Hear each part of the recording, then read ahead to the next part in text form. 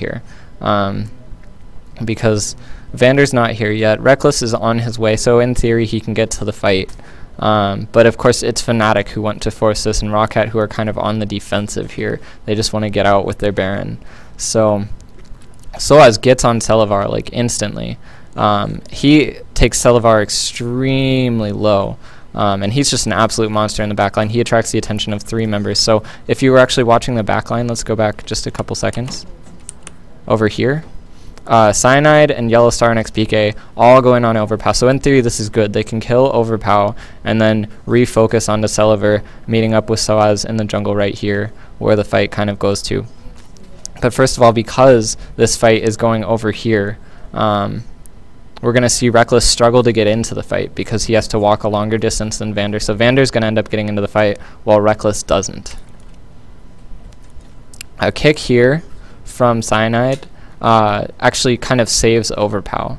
And I understand kind of what he was trying to do. He was trying to just get damage down, but he saves Overpow. So Overpow's going to get away with very little HP. And that's important because of the re-engage later from Grand Skyfall. So Fnatic realized, yeah, we're not going to kill Overpow, but he's zoned out of the fight, so we're good to chase the rest of the team. So Fnatic kind of regroup up in this corner. Really good peel from Vander. Vander just shows up to the fight. Reckless still not there yet, and that's going to be huge because this keeps Fnatic off of Selavar. Selavar doesn't die yet. Okay, so now Soaz, thinking he can get a flank on Roccat, he goes around the back here. Now this seems okay, right? Because they're chasing after. There's not really a huge threat from any of the members of Roccat, except what this does is it leaves all the squishies right here vulnerable for when Overpow jumps in. Okay, so Soaz is down here. Overpow is now jumping in on top of them. XPK is going to get bursted down, and Soaz doesn't show up until just now. So XPK gets his Zhonya's pops. He's going to die, and then they're going to clean up another kill on Cyanide. So the re-engage again from Overpow, huge in this fight. This really comes down to Fnatic just underestimating the Pantheon, and then of course a little bit of a bad kick from Lee Sin in the Baron pit. So you know, if they played that better, I'm really convinced they at least could have killed Selavar. But they may not have totally won the fight because still, like, Reckless, they could have killed Overpower and they could have killed Selavar. But, I mean, then eventually Reckless can show up and they could probably clean up, maybe get an inhibitor or 2 out of that. So, well-played fight by Roccat, and Fnatic just not realizing quite what Roccat was capable of with this particular team composition. So, next fight we're going to look at is, I believe, the last fight from this game. So, this is not the most interesting fight to watch because basically the game is over by the time it even starts, but I do want to talk about how Fnatic play it and particularly the importance of the marksman in this fight. So, Fnatic have Baron, they're pushing to win.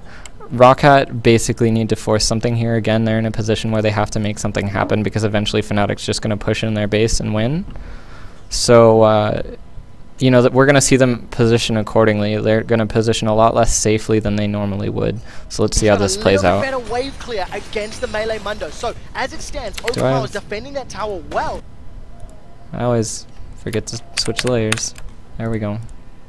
But Fnatic can continue sieging. They've got about a third of the time left on this Baron buff, and they're going to stick around in this top lane for now. Banshee's Veil has come back up for Cyanide, so they've got to pop those Banshees and then look to initiate. Let's see if Pekka can get a nice shockwave as well, because that's how Fnatic are going to win those fights. There is the ball going in. You don't want to throw it down onto just Zazas though, and Fnatic continue to push in towards that inhib. We see the hits coming out from Selavar. A hell of a lot of damage right now. Will they be able to pull through? There's the hook actually landing onto Cyanide, but have they got the damage to take him down? No. They don't want to commit to it either. Lots of traps coming in, which mean they've got to commit to jumping on them, losing out on those Banshees. Reckless getting caught out. That's a lot of damage from Celeber as we see him kicked out into the rest of the team. He's going to 90 caliber net back. There is the super mega death rocket. He's alive. Finish him off with a cleaver from So as well. There is Vander as well going low. Overpower getting underneath his turret. Can Fnatic do it? This is definitely enough for them. They've still got... Alright, so at this point the fight's basically over. Rockat's marksman is dead, so they really have no way of defending against Fnatic at this point. Fnatic can just you know, push in and kill the Nexus. And that's why, you know, the marksman is so important. The only kill that Fnatic got was on the marksman, but that was the important one. So first of all, let's go back. I want to give Roccat some credit here, because they do a really good job of keeping members alive when they fall low and forcing Fnatic to change their focus. But at the same, and you know, XPK's shockwaves in this game weren't the best, but it was because of pretty good positioning from Roccat.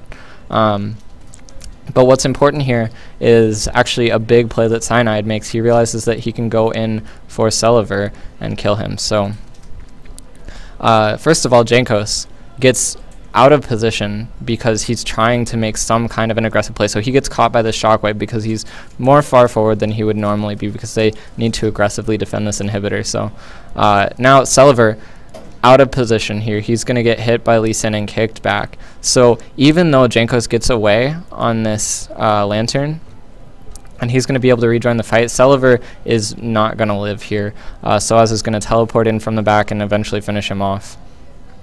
And meanwhile, of course, Reckless just in the back doing damage as he pleases. He can do whatever he wants. So they get the inhibitor, they get Celever, and that fight is over. So just, you know, the fact that Fnatic realized, oh, they can save Jankos, let's switch over to Celever and kill him. It was good target calling by Fnatic for sure. And you know, both teams played this game pretty well. I actually think in teamfights, Roccat played better. It just came down to Fnatic's team composition and rotations at objectives were much, much stronger. But definitely team fighting is still important. Fnatic could have ended this game probably 15-20 minutes sooner if they played the team fights better.